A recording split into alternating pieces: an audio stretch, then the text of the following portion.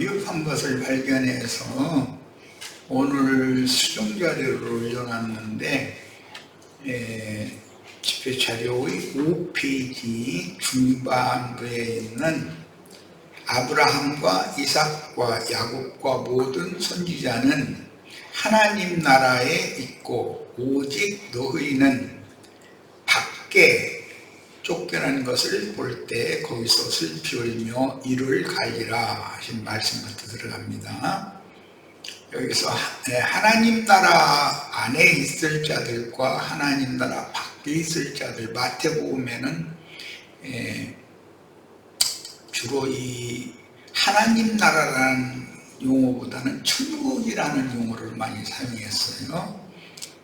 자, 그럼 하나님 나라 밖에 있다라는 말은 유대인들은 선민사상이 깊었기 때문에 이방 죄인들의 나라는 그 자신들을 그 하나님의 나라 밖이라고 생각을 통산적으로 했어요. 그러니까 유대인들이 멸시하던 세상 나라에 오히려 유대인 12지파는 거기에 이렇게 버려둠을 당하고 세리와 창기와 모든 죄인들이 먼저 아브라함과 이삭과 야곱과 함께 하나님 나라에 먼저 들어가 있는 것을 너희가 보게 될 거다, 이제 그렇게 말씀하신 거예요.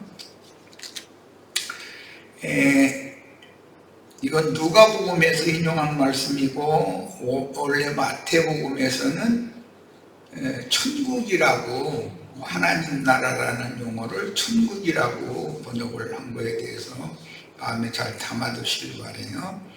본문에서 하나님 나라에 있고 그랬는데 마태복음에서는 아브라함과 이삭과 야곱과 함께 천국에 앉으려니와 이렇게 돼 있었죠. 이제 이게 앉는다라는 표현은 어떤 받침대에 의지해서 거의 기대다시피 눕다시피 하는 그런 편안한 자세를 의미하는 말입니다. 육체 행위를 강조하는 유대교인의 율법은 제사장들이 제단에서 나는 것을 거룩한 곳, 즉 제단의 두편 희생을 잡는 곳에서 먹도록 정해져 있죠. 그런데 먹을 수 없는 제물이 있어요. 제단에서 나는 것이라도. 그것은 속죄 제물이나 속건 제물의 피를 받아서 번제단 제사로 끝내는 게 아니라 성소로 가지고 들어간 그 제물은 신령 밖에서 다 불살라버리라고 되어 있기 때문에 먹을 수가 없게 되어 있죠. 율법에. 이 말씀을 잘 지금부터는 이제 염두에 두셔야 되겠어요. 그 말씀은 천국 복음은 아무나 다 받아들일 수 있는 게 아니다라는 것을 예시하는 율법에 썼기 때문에 예수 그리스도의 피는 단번에 지성소 하나님 앞에 가져와서 속죄소에다 뿌렸잖아요. 그리고 예수는 용문 밖에 끌고 와서 죽였잖아요. 그러니까 율법을 지키는 사람들은 예수를 영원한 생명의 양식으로 먹을 권리가 없는 거죠. 이방인 중에서 그들에게 죄인들이라고, 이방 죄인들이라고 멸시당하던 자들은 성 밖에 있는 자들이었기 때문에 그들은 예수가 구원자인 것을 믿을 수가 있다, 그런 말이에요. 믿어서 구원을 받을 수가 있다. 그런데 율법 종교인들은 예수가 구원자라고 믿는 것이 율법대로 아주 안 맞는 것이죠. 속죄와 속건을 위하여 드려지는 희생 생축을, 그 피는 대제사장이 성소로 가지고 들어가고 제육은 진영 밖에서 불사르게 돼 있기 때문에 율법대로 하자면, 그래서 그 율법을 이루느라고 예수는 영문 밖에서, 성문 밖에서 죽은 것이죠. 그러니까 성문 밖의 사람들이나 예수를 통해서 구원받는 것이지, 성 안에 있던 사람들은 예수를 믿음으로 구원받는다는 게 이미 율법에 이미 그건 안 되도록 정해져 있었다는 그런 말인 거예요. 자, 이 말씀을 좀 더 그 레위기에 나오는, 레위기와 민수기에 나오는 말씀을 좀 더 명확하게 신약에서 설명하는 히브리서 13장 7절 11절을 요 부분을 내가 좀 추가를 했어요. 오늘 집회 오기 전에. 하나님 말씀을 너희에게 일러주고 너희를 인도하던 자들을 생각하며 그들의 행실의 결말을 주의하여 보고 그들의 믿음을 본받으라 그랬어요. 이게 하나님이 세우신 종들이죠. 신약의 종들을 말하는 거예요. 예수 그리스도는 어제나 오늘이나 영원토록 동일하십니다. 여러 가지 다른 교훈에 끌리지 말라. 이 말은 율법도 지켜야 되고 말씀도 믿어야 되고 이런 것이 여러 가지 다른 교훈이잖아요. 혼잡하게 하는. 그래서 사람의 인간의 마음은 은혜로 굳게 하며 아름답고 음식으로 살 것이 아니니. 왜 그러냐면 그 율법을 지키는 자들은 신약의 사도들이 증거하는 복음을 믿으려 하지 않고 뭐 정하는 레위기 11장에 정한 대로 정하는 줄 먹고 부정하는 줄 먹지 말고 이런 것을 문자대로 이렇게 율법 행위를 지키려고 자꾸 하는 사람들이 있기 때문에 하는 말이에요. 그런데 제일 사도가 지금 생각하고 있는 거는 어떤 음식을 먹는 권이 있느냐, 먹을 수가 있느냐 없느냐라는 것은 법에 따라서 예수 그리스도를 생명양식으로 믿음으로 구원을 얻느냐 못 얻느냐 이걸 말하는 것이 목적이지, 물리적으로 레위기 11장 보면 전에 나는 이제 증거하다가 그러면 화장실에 뛰어다니는 귀뚜라미는 왜 안 잡아먹냐고 잡아먹여야 되지 않냐, 안식 교인들이 자꾸 먹고 마시는 거 가지고 따져 싸니까 그런 얘기를 했더니 입을 딱 다물고 있더라고.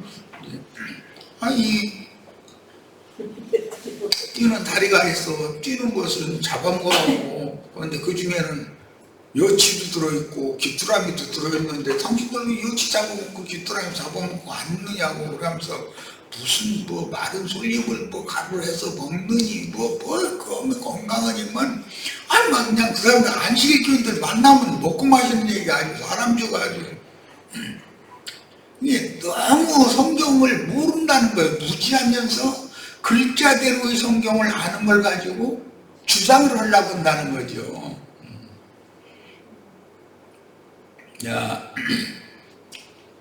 그러니까 그런 물리적인 음식을 먹고 못 먹고 가리고 그런 사람들이 음식으로 말미암아 행한 자는 아무 유익이 없었다는 거예요. 그건 신앙에는 아무 도움이 안 된다 이 말이죠. 그래서 이제 10절에 우리에게 제단이 있는데, 이 말은 신약의 믿는 성도들의 제단이 있고 율법을 지키는 사람들의 제단은, 율법 제단은 따로 있지 않냐고요. 우리는 믿음의 제단이고 믿음의 제물을 먹고 마시는 얘기를 하는 거니까 율법 제도를 지키려는 사람들하고는 이게 태행적으로 맞을 리가 없는 거죠. 그 얘기를 하는 거예요.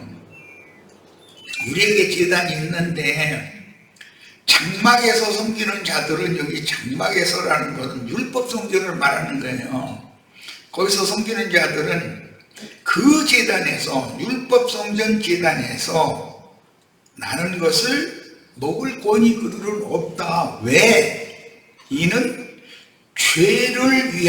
죄를 속하기 위한 속죄나 속건을 위한 짐승의 피는 대제사장이 가지고 성소에 들어가고, 피를 성소에 가지고 들어간 제육은 사람 먹으면 안 된다고 율법에 정해있지 않냐 이거예요. 그러니까 유대인들은 너희는 짐승 고기를 먹느냐 마느냐 그런 얘기를 했었지만, 이건 사실은 너의 죄를 속하기 위하여 그 한 몸을 하나님의 뜻대로 배속물로 드려진 그 예수를 믿느냐 못 믿느냐의 문제이기 때문에 너희는 한 믿으려고 애써도 안 믿어지게 되겠다. 왜? 율법 제도에 붙잡혀 있으니까. 이제 그걸 설명하는 거예요. 그래서 이는 죄를 속하기 위한 짐승의 피는 대제사장이 가지고 성소에 들어가고 그 육체는 영문 밖에서 불사릅니다. 그 율법을 예수님이 이뤘잖아요. 그러면 율법 제사장들이 율법 제단에서 나는 것을 먹는다고 그러지만 다 먹는 게 아니라 지금 여기서 말씀하시는 피를 가지고 성소에 가지고 들어간 그 제육은 영문 밖에서 불사하도록 율법을 정했으니까 먹을 수가 없는 사람이 먹을 것이 안 남는 것이죠. 이제 그 얘기를 이제 사도가 얘기를 했는데 히브리서는 뭐 여러 말이 많지만 바울 사도가 성경에 너무 해박한 바울 사도가 쓴 것이 너무 확실해요. 속죄제물의 피를 성소에 가져가서 제사하면 그 제육을 먹을 수 없으므로 예수의 피는 하나님의 성소에 들어가서 즉 뿌렸으므로 단번에 속죄소에 뿌려진 피의 효능을 믿지 않는 세상 교계는 이제 오늘날 적용하는 거예요.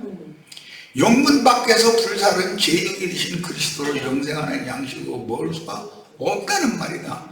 예수를 생명양식으로 먹는다는 말은 믿는다는 말인 건데, 마신다라는 것은 역시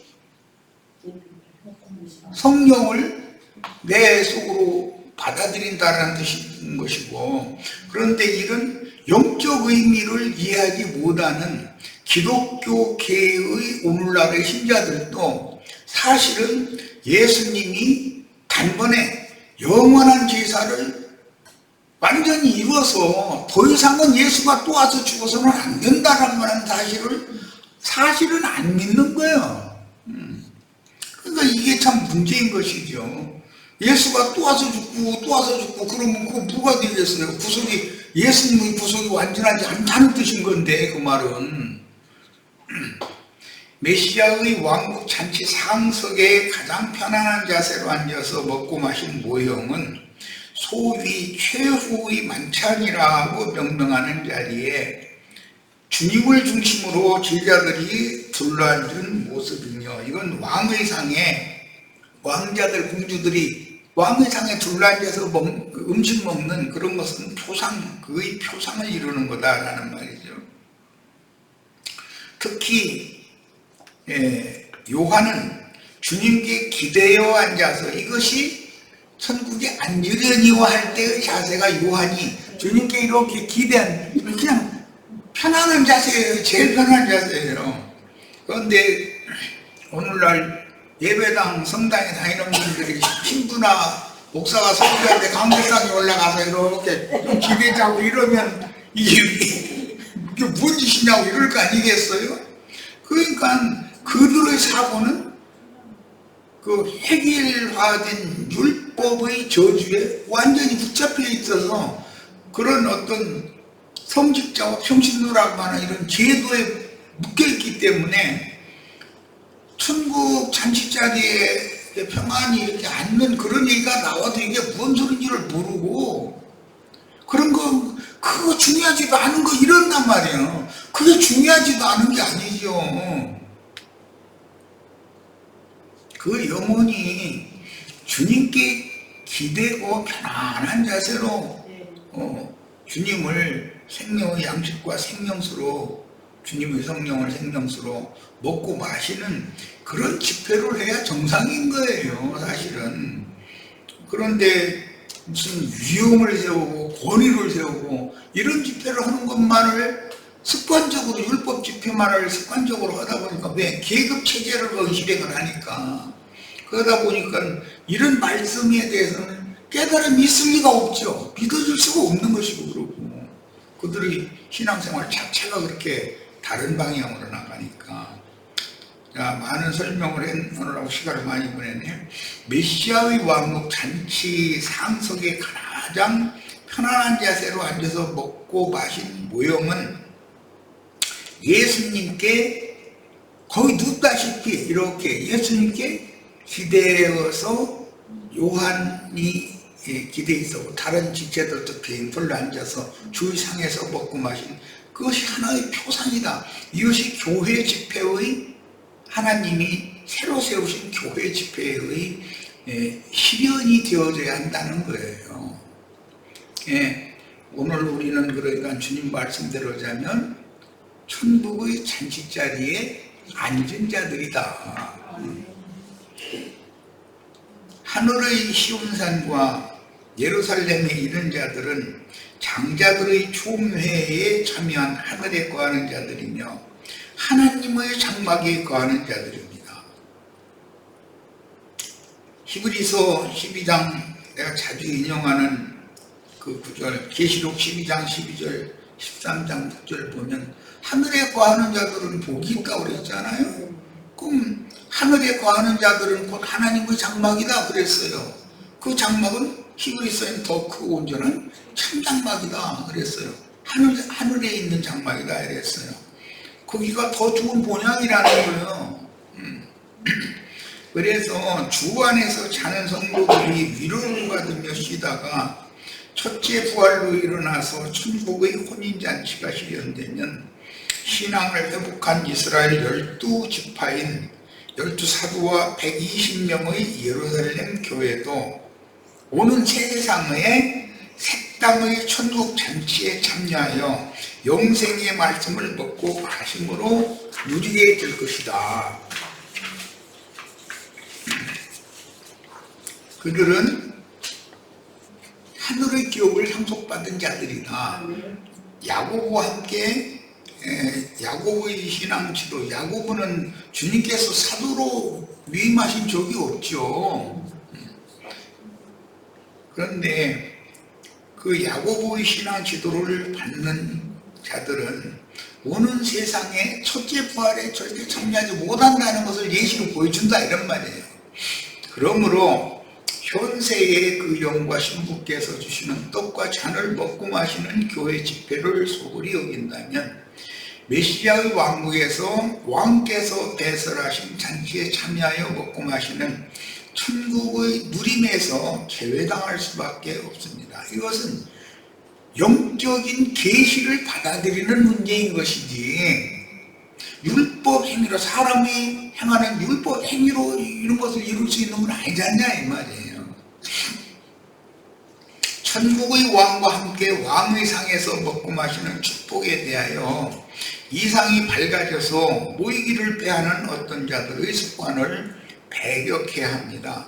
속세의 바쁜 육의 일들에 매몰되지 말고 모이기를 힘써야 하며 그 영과 신부의 말씀을 먹고 마시는 실행을 인생사의 가장 귀한 일로 여겨야 합니다. 사람에게 속세의 사람들이 하는 일과 달리 히브리인들에게 엿새 동안 일을 하라고 한 그 일이라는 것은 하나님을 찾고 참 하나님이신 예수 그리스도를 믿음으로 영접하기 위하여 신앙생활에 열심을 내라 그런 말인 것이지 세상에 나가서 돈벌이 열심히 하다가 안식일날은 와서 제7일 안식일날은 와서 헌금 가지고 와서 돈 내고 뭐 율법 종교 제의의 참리에 다 돌아가고 그러라는 말이 아니라는 거죠. 마태복음 이제 8장 12절 나라의 본자손들은 이 나라의 본자손들이라는 것은 혈통적인 이스라엘 12지파 사람들 아니겠습니까? 이는 그 나라를 상속하도록 합법적인 상속권을 가진 자들을 의미하므로 두말할 것도 없이 말씀을 먼저 받은 이스라엘 12지파를 일컫는 말씀으로서 그 당시는 예수님을 배척한 유대인이 교인들이고 오늘날은 자칭 유대인의 회당이라고 하는 자들 기독교인들을 말한다. 혈통적인 이방인들보다 먼저 말씀을 받은 예수님과 사도들의 천국복음 전파를 믿음으로 받아들이지 않고 왜 그러냐면 계시가 없으니까 계시를 받을 수가 없죠. 자신들의 율법 관념이 이렇게 조성이 되어 있기 때문에 말씀이 들어가 거할 틈이 없는데 어떻게 있어. 유대교의 전통과 교리를 굳게 붙잡는 이스라엘 12지파는 바깥 어둠의 세상 나라에 쫓겨나 버려둠을 당했습니다. 그 나라의 범자손들은 바깥 어둠에 버려둠을 당한다. 그 말은 이스라엘 12지파는 교회 시대 전 기간 동안에 하나님 나라 바깥 세상 나라, 세상 마귀가 지배하고 주장하는 세상 나라에 쫓겨나서 거기서 슬피 울며 이를 갈았어요. 그런데 슬피 울며 이를 갈지 않을 수가 없도록 세상 바다의 짐승, 땅의 짐승들이 유대인들을 막 600만씩이나 학살하고 이런 일을 하는 그런 저주와 고난을 받은 하나님의 민족이고 하나님의 백성인데, 그랬다는 것은 우리에게 얼마나 큰 교훈을 주느냐 말이야. 결국은 그 천년이라고 하는 새 시대가 오면 기독교인들이라는 사람들이 앞서 유대인들이 교회 시대에 그렇게 당했었던 것을 당한다라는 말이 계시록 13장에 나오는 바다 짐승, 땅의 짐승들이 수갑의 주둥이가 죽인다라는 말과 맞물리는 말이잖아요. 이제 거기에서 죽임을 당한 자들은 이기는 자들이지만 땅에 하나님의 백성임을 자처하고 있던 기독교인들은 가라지 아니면 들포도송이로 상징이 되기 때문에 계시록에서는 곡식은 걷어서 구름 위에 계신 인자께서 데려갈 거고 포도송이는 걷어서 풀목불에 던져 넣는다 이랬단 말이에요. 포도주 틀에 던져서 다 짜버린다. 그럼 피의 강수를 이뤄가지고 12,000 스타디움? 이렇게 막 그 피가 흘러가게 그런다는 건 얼마나 많은 기독교인들의 피를 흘릴 것이냐라는 걸 알 수 있지 않냔 말이에요. 이것은 이미 유대인들의 그 무지한 피를 그렇게 흘렸던 것은 하나의 그런 경고를 보낸 거 아니야. 그럼 기독교인들이 이런 말씀을 자신들하고는 아무 상관없다고 지금 이러고 있는 거예요. 유대인들이 자신들이 그렇게 당하리라고 꿈에도 생각을 안 했었어요. 자신들은 하나님의 선민들이라고 생각했지. 그런데 저들은 하나님 말씀도 모르고 하나님도 모르는 멸망의 자식들이요, 저주의 자식들이라고 하는 그 세상 사람들한테 도리어 자신들이 그렇게 당했다 이거예요. 이런 일은 반드시 또 일어난다라는 걸 지금 성경이 말한다. 그 영이 되신 주님과 사도들의 말씀을 믿음으로 받아들인 세리와 창기와 죄인들 120명이 예루살렘 교회로 먼저 그 나라의 잔치에 참여하였습니다. 오순절 때 그랬죠. 성경에는 먼저 된 자가 나중이 되고 나중이었던 자가 먼저 되는 내용이 다각도로 제시되는데, 하나님은 첫 것은 회하시고 둘째 것을 세워서 완전케 하시는 경륜을 집행하시기 때문이다 말이에요. 그러니까 먼저 된 자는 이제 흙에서 취한 아담 세계 육적 장자들, 먼저 율법 말씀을 맡았던 혈통적인 이스라엘 12지파, 12사도와 함께 신앙생활을 하였던 120명의 예루살렘 교회가 먼저 된 자에 들어간단 말이에요. 다. 그런데 이방인 교회가 나중인데 먼저 된다는 거예요. 그 말은 천국의 상속자가 오는 새 세상인 그 천년 왕국의 이방인 교회 중에서 이기는 자들이 먼저 그들이 들어간다. 포도원의 품꾼들을 들여보내는 말씀을 하실 때도 맨 나중 온 자로부터 품삯을 주고 먼저 그러잖아요. 그 하나님은 항상 왜 그러느냐, 첫것 육에 속한 것은 패하고 둘째 것, 영에 속한 것을 세우려는 것이 하나님의 우주 경영이기 때문에 그런 거예요. 창세기에서부터 육적 장자는 하나님 나라의 장자권을 뺏기고 뒤에 나온 동생이 장자권을 차지하고 있는 것이 항상 나오는 말이잖아요. 자, 곧 나중에 그리스도의 세법 말씀을 받은 영적 장자들의 교회인 하늘에 거하는 자들의 영적 어머니, 하늘의 해를 입은 한 여자, 하늘의 시온산과 위에 있는 예루살렘 교회,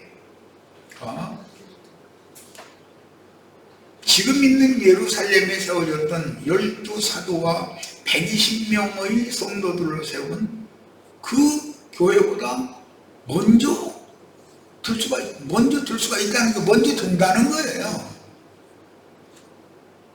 그러면 12사도와 120명의 성도로 세웠던 육적 예루살렘, 육적 하나님 나라의 예루살렘 교회는 그러면 이방인의 교회가 이기는 자의 수를 완성해서 다 채울 때까지는 없어져 버리잖아요. 성경에 안 나오잖아요. 사도행 2장 4장 딱 나오고 나서는 끝이잖아요. 9장, 4장이 아니라 9장까지 나오는 끝이잖아요. 이런 것은 그러면 그 뒤로 교회가 없어졌겠는가? 없어지지는 않지만 그들은 로마라고 하는 세상 나라에 사로잡힌 바벨론 교회가 된다 그런 말이에요. 그래서 세상 교계에서는 AD 313년에 로마 황제 콘스탄티누스가 기독교를 국교화한 것이 그게 뭐 하나님의 축복이라고 이 난리를 죽이는데 사실은 그게 로마교화해서 주님의 교회를 포로로 사로잡는 칙령이었기 때문에 형제회 계열에서는 그것은 축복이 아니다.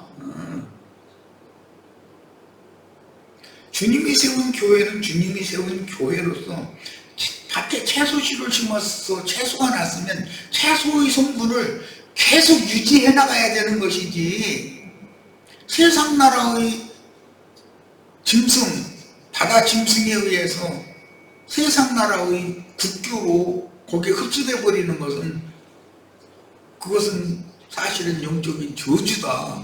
근데 형제는 이런 것을 이제 밝히거든요. 그럼 이제 기독교계의 조직신학 교리와 이게 좀 안 맞는 말이잖아요. 정반대로 해석하니까 이런 이치를 잘 깨달아야 된다.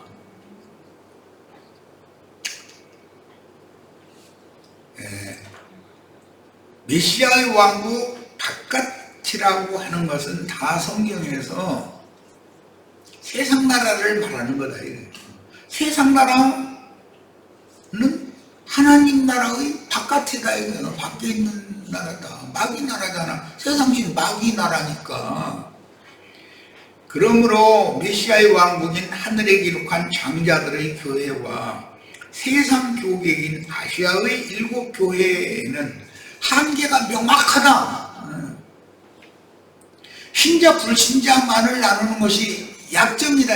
신자들을 또 이기는 자와 실패한 자들로 나누는 것이 성경 이야기인데 믿는 자는 천당, 불신자는 지옥 이렇게 딱 해서 고정된 로마교 교부들의 교리를 대대 위조를 시켜가지고 로마에서 태어나면 로마 교인이 되는 거 아니에요. 이게 말이 되냐 이거예요.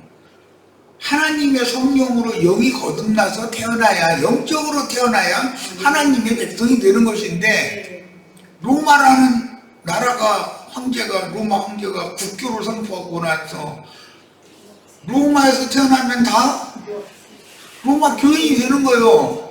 그러다 보니까 침례교인들과 장로교인들이 싸운 게 뭐냐.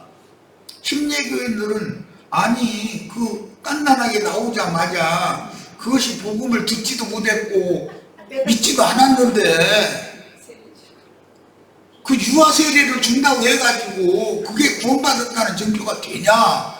이제 침례도 이걸 들고 나오는 거예요. 그러니까 장로교단은 뭐라고 말하냐면 그 어머니가 믿었으니까 그 자식은 자연히 뱃속에서 모태신앙이라고 이제 이런 말을 이제 지어낸 거예요. 뱃속에서 이미 믿었다 이거예요. 어머니가 믿음으로. 아니 각자 영혼은 각자지 그 말이 되냐 이래가지고 침례교단 막 계속 싸운 거예요. 그런데 그래서 이제 들어보면 장로교단 사람들은 침례교단 사람들 만나면 입도 못 벌려. 입도 본 것도 그래. 유아세례하고 뭐 또 거기다 대고 뭐 피 뿌리고 기름 뿌리라겠다고 또 뭐 물 갖다 7번 뿌리고 거기로 막 기름 갖다가 막 이마에다 그냥 뭐 문지러져 쌓고 이러면 이제 구원받았다는 거예요. 깐난애기가 이게 진리를 아는 사람들이 보면 너무 웃기잖아요. 그런데 그때 당시 사람들은 신부한테 가서 유아세례를 받고 기름의 발음을 받아가지고 구원받는 거예요. 그게 소원이었었거든. 그만큼 진리에 대한 분별력이 없다라는 것은 하나님의 뜻을 로마교라는 것이 다 이렇게 나쁘게만 하는 게 아니라 하나님의 말씀을 로마교 교부들이 얼마나 열심히 추구하고 막 복사해가지고 오늘날 우리들한테까지 이게 성경을 물려주었는데 다리옥하는 사람들이잖아요. 그런데 그들이 말하자면 뭐예요? 알아야 면장이라도 그 말이 있죠. 알아야 면장한다. 당장 이렇게 딱 부딪혀서 막히는 그런 것을 면한다, 피한다, 벗어난다. 뭐를 알아야 꽉 막힌 사람, 담장처럼 그냥 꽉 막혀 있는 그런 상태에서 벗어날 수 있다 그 말이잖아. 알아야 면장하지 뭐 이러잖아요. 그런데 로마교나 개신교 사람들은 신부나 목사들은 저희는 다 안다고 생각해. 사실은 아는 게 하나도 없는데 그러니까 면장을 할 수가 없어. 그 사람들은 장이라는 게 담벼락 장자인데 담벼락에서 벗어나 얼마나 답답하면 담벼락 저 인간하고는 아이고 벽 보고 이야기하는 게 그랬어요. 벽 보고 얘기하는 게 아주 오죽하면 그렇잖아요. 완전 철판벽을 부딪히면 못 드러내는 거거든. 그러니까 얼마나 답답하면 중국 사람들이 그런 말을 다 만들어놔서 알아야 면장하지.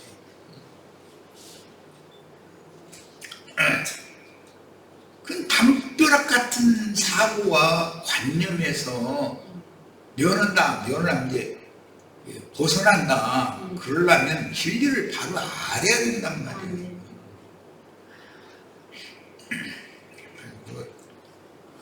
설명을 안 하려고 그랬더니 설명을 자꾸 했었다 보니까 조금 더 하겠습니다.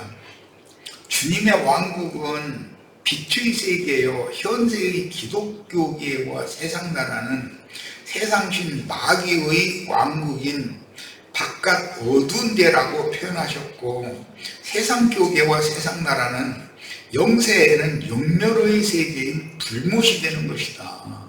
세상이라는 것은 결국은 불못이 되는 거예요. 바다는 다시 없고 바다는 불못이 되는 건데, 불못의 중심이 어디냐면 세상 교계란 말이에요. 그게 심판의 불구덩이가 어디에서부터 나오느냐면 기독교계에서부터 올라와서 영원토록 세상 이게 지옥이라는 것이 불이 끊어지지 않게 하는 심판을 받는다라는 말인 건데, 이런 것이 전혀 깨달음이 없는 거예요. 오늘날 기독교인들에게. 자, 그다음에 세상 나라는 영세에서 영원히 최후 멸망 장소인 불못이 되고, 현세에는 메시아의 상위에서 영생하는 생명 양식들이 배설되어 성도가 주님과 함께 모여서 먹고 마시며 잔치하는 현세의 천국은 하늘에 기록한 장자들의 총회 모임이며 하늘에 거하는 자들로 세운 장자들의 교회가 이거 계시록 12장에서는 하늘에 해를 입은 한 여자가 난 철장권세자 사내아이, 이게 앞으로 철장으로 만국을 다스릴 남자라는 거예요. 그걸 누가 낳느냐? 그 이기는 자를 누가 낳느냐? 해를 입은 여자가 낳는 거예요. 그런데 또 이제 그 말씀 가지고 하나님 교회 또 장길장 그는 지가 해를 입은 여자만 해 나이가 정말. 그래도 거기에 아이 사람 죽어 정말로 이게 얼마나 하나님 말씀 가지고 말장난들을 해놓은 무리들이 많이 나오는지. 그런데 그 사람들은 그 다른 어떤 교훈에 세례당해가지고 철저한 죄의 담벼락이 돼 있거든. 그 뭐 알아야 면장하지. 알아야. 아이고 답답해 아주. 첫 시간 여기까지 해서 잠깐 마치고 잠깐 쉬었다 일어나겠습니다.